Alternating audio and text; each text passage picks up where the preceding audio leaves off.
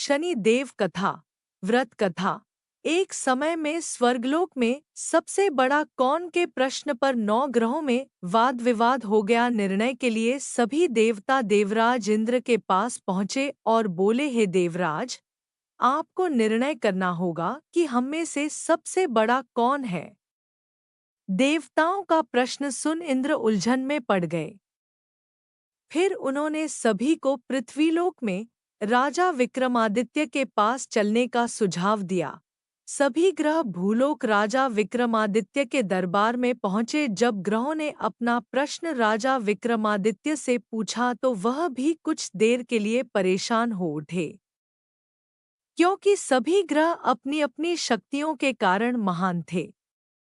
किसी को भी छोटा या बड़ा कह देने से उनके क्रोध के प्रकोप से भयंकर हानि पहुंच सकती थी। अचानक राजा विक्रमादित्य को एक उपाय सूझा और उन्होंने विभिन्न धातुओं जैसे सोना, चांदी, कांसा, तांबा, सीसा, रांगा, जस्ता, अभ्रक व लोहे के 9 आसन बनवाए। सबसे आगे सोना और सबसे पीछे लोहे का आसन रखा गया। उन्होंने सभी देवताओं को अपने अपने आसन पर बैठने को कहा। उन्होंने कहा, जो जिसका आसन हो ग्रहण करें। जिसका आसन पहले होगा वह सबसे बड़ा तथा जिसका बाद में होगा वह सबसे बड़ा तथा जिसका बाद में होगा वह सबसे छोटा होगा। चूंकि लोहे का आसन सबसे पीछे था, इसलिए शनिदेव समझ गए कि राजा ने मुझे सबसे छोटा बना दिया है। इस निर्णय से शनिदेव रुष्ट होकर बोले, हे राजन, तुमने मुझे सबसे पीछे बैठाकर मेरा अपमान किया है। तुम मेरी शक्तियों से परिचित नहीं हो। सूर्य एक राशि पर 1 महीने, चंद्रमा 2 महीने 2 दिन, मंगल 1.5 महीने, बुध और शुक्र 1 महीने, बृहस्पति 13 महीने रहते हैं।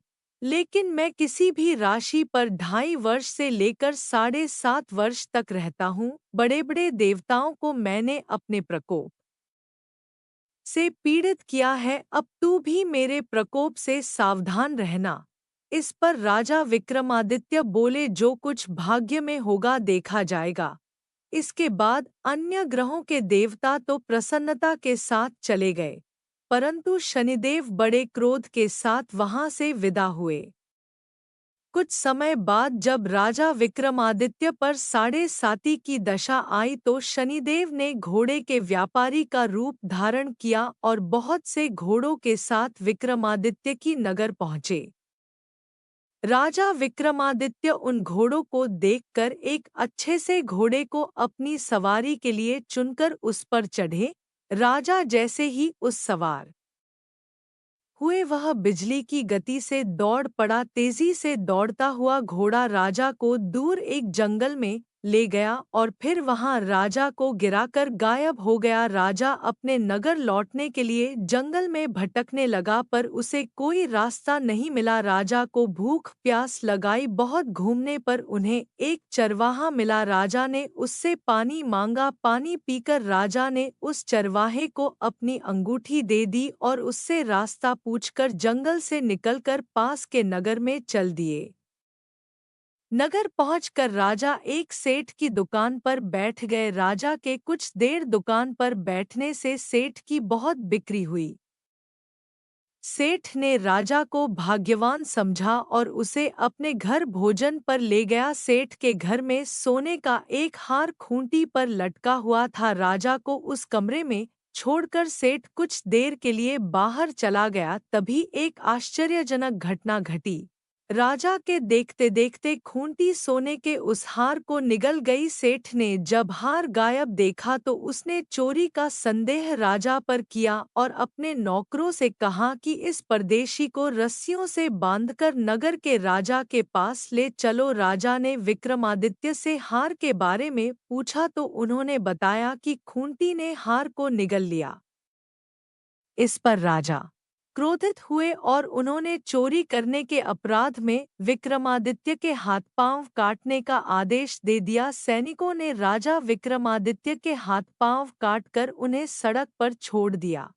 कुछ दिन बाद एक तेली उन्हें उठाकर अपने घर ले गया और उसे कोल्हू पर बैठा दिया। राजा आवाज देकर बैलों को हाँकता रहता। इस तरह तेली का बैल चलता रहा और राजा को भोजन मिलता रहा। शनि के प्रकोप की 7.5 पूरी होने पर वर्षा ऋतु प्रारंभ हुई। एक रात विक्रमादित्य मेघ मल्हार गा रहा था।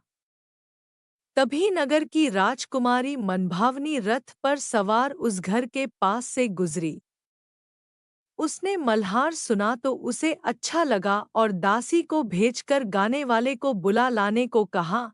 दासी लौटकर राजकुमारी को अपंग राजा के बारे में सब कुछ बता दिया। राजकुमारी उसके मेघ मल्हार से बहुत मोहित हुई और सब कुछ जानते हुए भी उसने अपंग राजा से विवाह करने का निश्चय किया।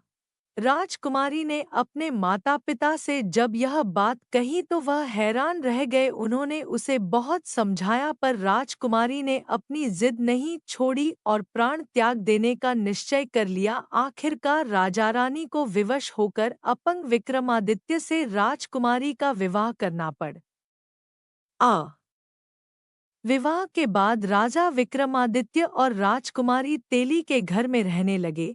उसी रात स्वप्न में शनिदेव ने राजा से कहा, राजा तुमने मेरा प्रकोप देख लिया, मैंने तुम्हें अपने अपमान का दंड दिया है। राजा ने शनिदेव से क्षमा करने को कहा और प्रार्थना की, है शनिदेव, आपने जितना दुख मुझे दिया है अन्य किसी को न देना। शनिदेव ने कहा, राजन, मैं तुम्हारी प्रार्थना स्वीकार करता हूँ। जो कोई स्त्री पुरुष मेरी पूजा करेगा, कथा सुनेगा, जो नित्य ही मेरा ध्यान करेगा, चींटियों को आटा खिलाएगा, वह सभी प्रकार के कष्टों से मुक्त होता रहेगा तथा उसके सब मनोरथ पूर्ण होंगे। यह कहकर शनिदेव अंतर्ध्यान हो गए। प्रातःकाल राजा विक्रमादित्य की नींद खुली तो अपने हाथ पांव देखकर राजा को बहुत खुशी हुई। उन्होंने मन ही मन शनिदेव को प्रणाम किया। राजकुमारी भी राजा के हाथ पांव सलामत देखकर आश्चर्य में डूब गई। तब राजा विक्रमादित्य ने अपना परिचय देते हुए शनिदेव के प्रकोप की सारी कहानी सुनाई। इधर सेठ को जब इस बात का पता चला तो दौड़ता हुआ आया और राजा विक्रमादित्य के चरणों में गिरकर क्षमा मांगने लगा। राजा विक्रमादित्य ने उसे क्षमा कर दिया क्योंकि वह जानते थे कि यह सब तो शनिदेव के प्रकोप के कारण हुआ था। सेठ राजा विक्रमादित्य को पुन को अपने घर ले गया और उसे भोजन कराया। भोजन करते समय वहां एक आश्चर्य घटना घटी। सबके देखते देखते उस खूंटी ने हार उगल दिया। सेठ ने अपनी बेटी का विवाह भी राजा के साथ कर दिया और बहुत से स्वर्ण आभूषण, धन आदि देकर राजा को विदा किया। राजा विक्रमादित्य राजकुमारी मनभावनी और सेठ की बेटी के साथ अपने नगर वापस पहुंचे तो नगरवासियों ने हर्ष के साथ उनका स्वागत किया। अगले दिन राजा विक्रमादित्य ने पूरे राज्य में घोषणा कराई कि शनिदेव सब ग्रहों में सर्वश्रेष्ठ हैं। प्रत्येक स्त्री पुरुष शनिवार को उनका व्रत करें और व्रत कथा अवश्य सुने। राजा विक्रमादित्य की घोषणा से शनिदेव बहुत प्रसन्न हुए। शनिवार का व्रत करने और व्रत कथा सुनने से शनिदेव की अनुकंपा बनी रहती है और जातक के सभी दुख दूर होते हैं। जय शनि देव की जय हो। इस प्रकार की सभी व्रत की कथाएं और कहानियां सुनने के लिए कृपया आप अपने इस YouTube चैनल को लाइक, शेयर और सब्सक्राइब करें। धन्यवाद।